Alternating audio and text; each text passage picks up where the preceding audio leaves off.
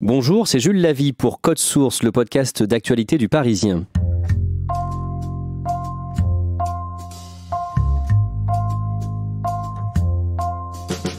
Pendant la guerre en Syrie, les Kurdes se sont battus contre les djihadistes de l'État islamique. Mais la Turquie voisine considère les combattants kurdes comme des terroristes. Avec l'opération militaire Source de paix lancée le 9 octobre, elle les a forcés à fuir les secteurs frontaliers.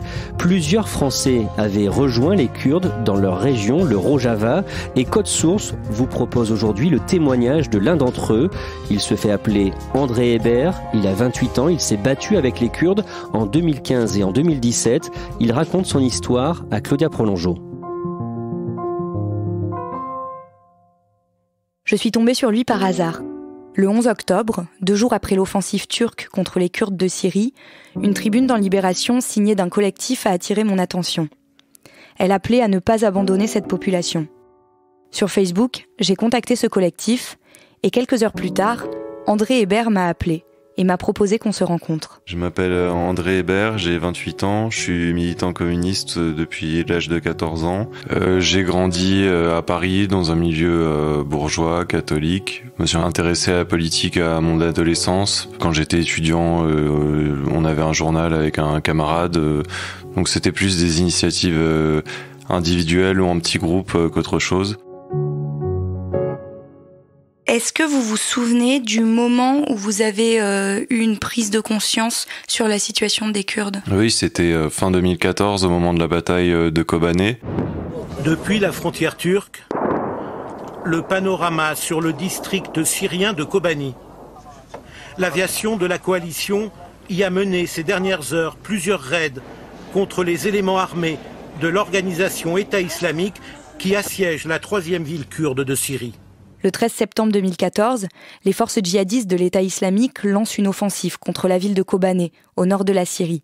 Elle est alors défendue par les troupes kurdes, membres du YPG, c'est-à-dire de la branche armée du Parti démocratique syrien, qui s'oppose depuis le début de la guerre civile en 2011 à Bachar el-Assad. J'étais d'abord impressionné par le courage des défenseurs de Kobané. Et ça m'a amené à m'intéresser de plus près à qui étaient ces Kurdes qui combattaient l'État islamique. Et je me suis rendu compte que c'était pas simplement un combat contre l'État islamique ou pour leur terre, il y avait aussi un véritable projet révolutionnaire derrière et que ce projet correspondait dans ses grandes lignes à la façon dont je voulais voir la société changer en tant que militant communiste. À partir de là, j'ai immédiatement compris qu'il fallait que je participe à ce qui était en train d'être construit là-bas. Et rapidement, j'ai aussi compris que si je voulais être cohérent avec cette démarche et la mener jusqu'au bout, ça impliquait un engagement armé. Vu le contexte sur place, il m'a fallu quelques mois après cette prise de conscience pour m'organiser et contacter les gens là-bas et finalement pour pouvoir m'y rendre pour la première fois à l'été 2015. André prend contact via un groupe Facebook, les Lions du Rojava, du nom d'une région autonome dans le nord-est de la Syrie. Des membres du YPG lui répondent. Ensuite, un entretien très rapide en appel visio et puis ensuite, une fois qu'on avait réservé le billet d'avion, on leur envoyait la copie du billet d'avion, de notre passeport et ils venaient nous chercher à l'aéroport. Et donc à l'âge de 24 ans, je suis allé au Kurdistan syrien pour rejoindre les rangs du YPG, les unités de protection du peuple, qui sont les forces armées des Kurdes de Syrie. Jusqu'à l'été suivant, en même temps qu'il termine ses études d'histoire, André Hébert prépare son départ. Il n'en parle ni à sa famille, ni à ses amis, et prétexte un poste à l'étranger, qui le contraint à quitter la France pour plusieurs mois. J'ai simplement pris des vêtements, des choses comme ça, puisque je voulais pas éveiller les soupçons si jamais mon sac était fouillé. Et finalement, ma valise s'est perdue en route, et en fait, je suis arrivé là-bas sans rien, mais j'ai eu besoin de rien, puisqu'on m'a tout fourni sur place.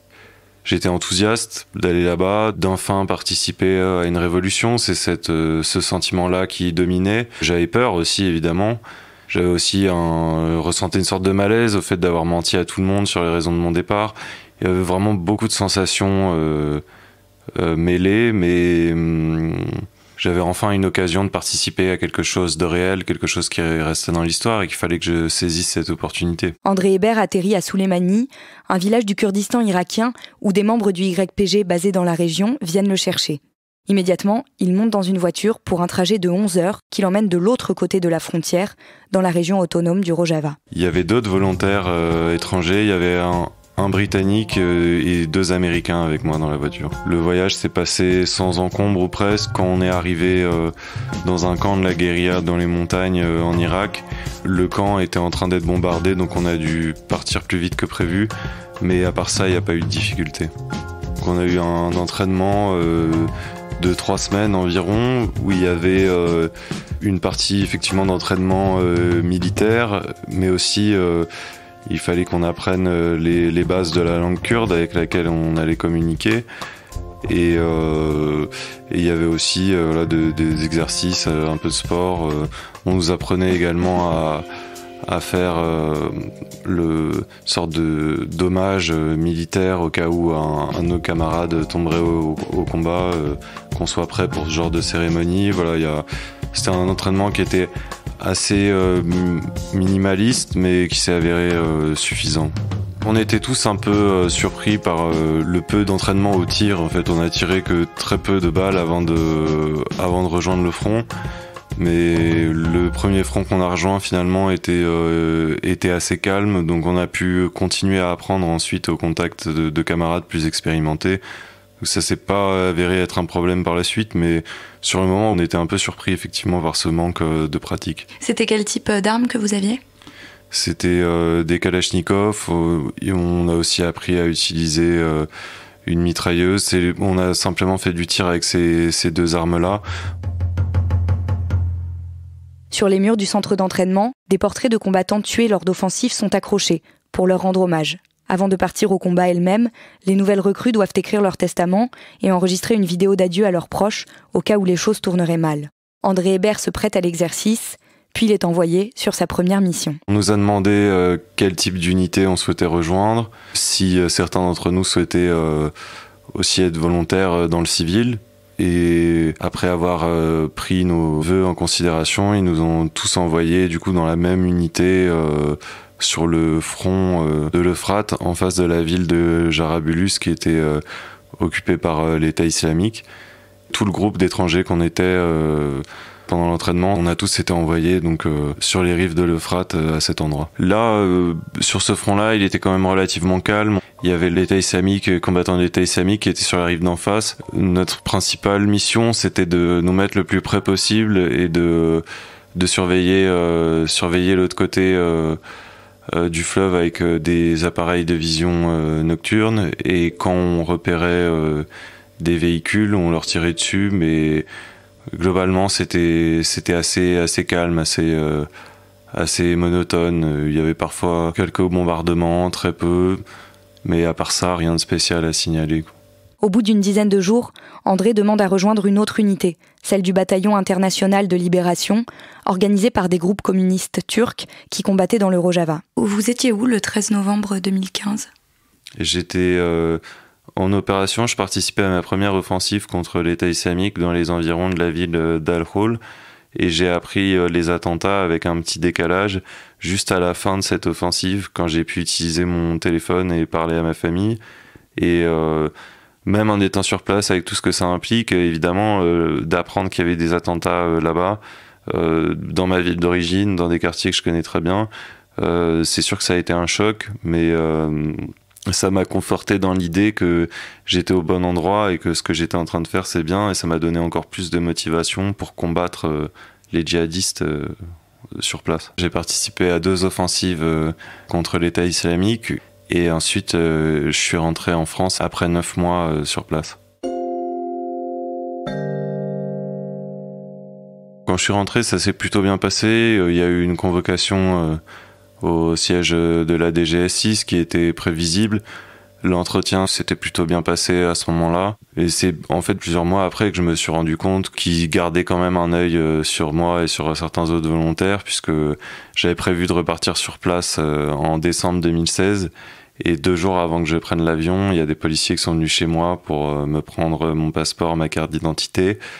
Et m'accuser d'avoir des liens avec l'émanation d'un groupe terroriste ou de vouloir utiliser mon expérience militaire pour mener des attaques contre les intérêts français. Son passeport confisqué, André ne peut plus repartir comme il le souhaitait. Il laisse filer le temps, commence à écrire son livre et contacte un avocat pour régler la situation.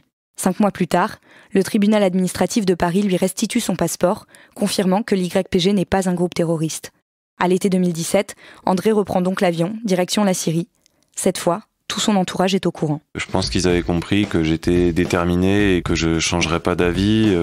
Pendant la période où j'étais en France, il y a un certain nombre de mes camarades qui sont morts au combat contre l'État islamique. Et dès ce moment-là, j'aurais dit que j'allais repartir pour venger mes camarades et poursuivre ce pourquoi ils avaient combattu. Donc ça n'a pas été une surprise pour mes proches que j'y retourne cette fois-ci. Ensuite, comme c'était la deuxième fois que je venais, que j'avais déjà une expérience militaire, ils m'ont envoyé directement au front à Raqqa dans une unité pour participer à la libération de cette ville de Raqqa qui était la capitale syrienne de l'État islamique. Présentée par Daesh comme sa ville modèle, Raqqa voit converger vers elle 30 000 combattants kurdes. L'offensive a été lancée samedi soir. La dernière semaine, il y a eu un cessez-le-feu pour faire évacuer les civils que l'État islamique utilisait comme bouclier humain. Donc on était censé participer à l'assaut final, notamment contre le stade de Raqqa qui avait été transformé en place forte. Nous on était juste en face. Et je me souviens que certains d'entre eux ont commencé à se rendre en se faisant passer pour des civils. On était dans les rues avec un mégaphone et mes camarades les appelaient à se rendre en arabe et en kurde, et moi je traduisais en français, en anglais, et on déambulait dans ces rues en plein jour, alors que si on avait fait ça encore quelques jours avant, on se serait fait tuer immédiatement.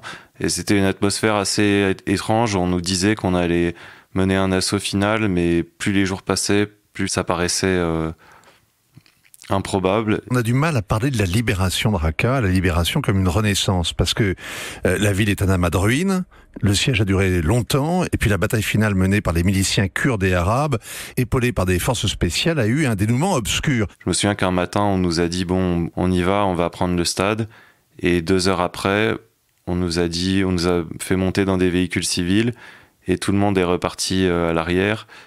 Et quand j'ai demandé qui allait nous remplacer sur le front, mon commandant m'a dit « personne, la bataille est finie ». Et je me souviens qu'on entendait encore des coups de feu autour et puis quelques bombardements, mais officiellement c'était terminé. On a appris assez rapidement qu'en fait il y avait eu des négociations et que les forces démocratiques syriennes avaient décidé de laisser partir les derniers combattants de Daesh qui étaient là pour protéger la vie des civils qu'ils utilisaient comme bouclier humain. Donc cette décision était la bonne et on l'a compris assez rapidement. Après ça, on est arrivé à l'arrière et il y avait une horde de journalistes qui étaient là et certains de nos camarades ont fait une danse de victoire qu'ils font souvent là-bas. Et voilà, c'était terminé. J'ai vu à la télévision kurde ensuite avec des camarades qui avaient des célébrations un peu partout dans le Kurdistan syrien pour cette fin de la bataille de Raqqa. Partout dans la ville, ce sont les mêmes scènes de liesse. À la fin de la libération de Raqqa, le jour où ça a été officiel, je me souviens que j'ai eu un sentiment d'accomplissement que j'avais pas eu encore là-bas, et ça c'était aussi un très bon souvenir. Vous avez tué des combattants ennemis ? J'ai jamais eu la confirmation absolue et définitive que j'avais personnellement tué un ennemi. Ensuite, il y a des situations dans lesquelles c'était plus ou moins probable, mais dans tous les cas, ça n'a jamais été important pour moi. Ce qui était important pour moi, c'était de tenir mon rôle et de faire ce qu'on attendait de moi du mieux possible, avec le plus de compétences et le plus de sérieux. Et si ça passait par tuer l'ennemi, c'est le but de la guerre, c'est d'infliger une défaite à l'ennemi en le mettant hors de combat, quels que soient les moyens. J'ai eu beaucoup de chance, c'est certain, d'en être revenu vivant. Et il y a encore une fois beaucoup de mes camarades qui n'ont pas eu cette chance.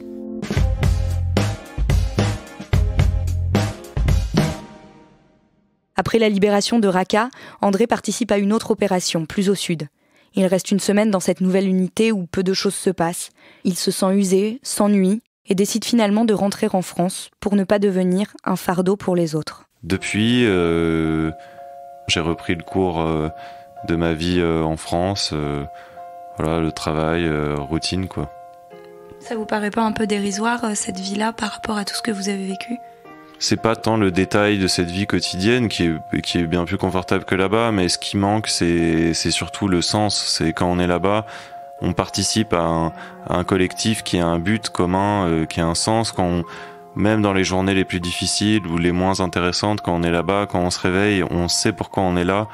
Quand on est en France, voilà, on retombe dans cet individualisme ambiant, dans cette absence de but collectif, cette absence de sens.